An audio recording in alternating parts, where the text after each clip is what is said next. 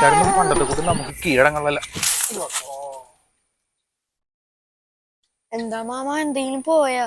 നീ എവിടെ പോണ്? ഞാൻ മീൻ മേടിക്കാൻ പോണു. എത്ര രൂപ തന്നിട്ടുണ്ട്? 150 രൂപ.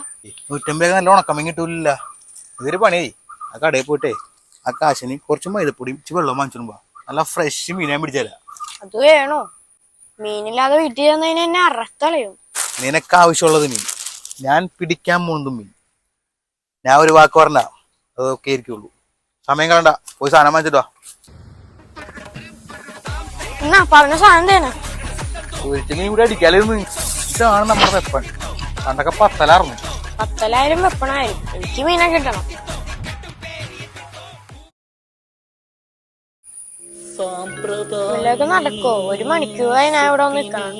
ഇവിടെ എന്ത് കഥ ക്ഷമ വേണം. ക്ഷമ വീട്ടിൽ കാണൂല.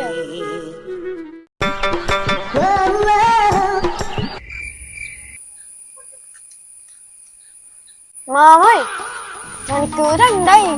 നീ ഇടക്കിടക്ക് വിളിച്ചോണ്ട് മീൻ കൊത്താൻ ഒച്ചുണ്ടാക്കല്ലേ? ഇപ്പൊ ഞാൻ വിളിച്ചത് കൊത്തും, അല്ലാണ്ട് മീൻ കൊത്താണ്ടല്ല. ചെറുക്കിൽ ഇവിടെ പോയി കിടക്കുന്നു. കുറെ നേരമായാലും മീൻ മേടിക്കാൻ പോയിട്ട്. എനിക്ക് വലിയ മീനല്ലേ വേണ്ടത്? ഇവിടെ കമ്പി ചെറിയ മീനാണ്. നമുക്ക് അപ്പുറത്ത് പോയിടാം. സാധനം എടുത്തു. നീ ഇവിടെ ഇരിക്കണ? എത്ര മീൻ മേടിക്കാൻ പറഞ്ഞിട്ട്? ഞാൻ മീൻ മേടിക്കാൻ പോയതാണ്. അപ്പോഴാണ് ഈ മാമോനെ നല്ല ഫ്രഷ് മീനെ പിടിച്ചരാന്ന്.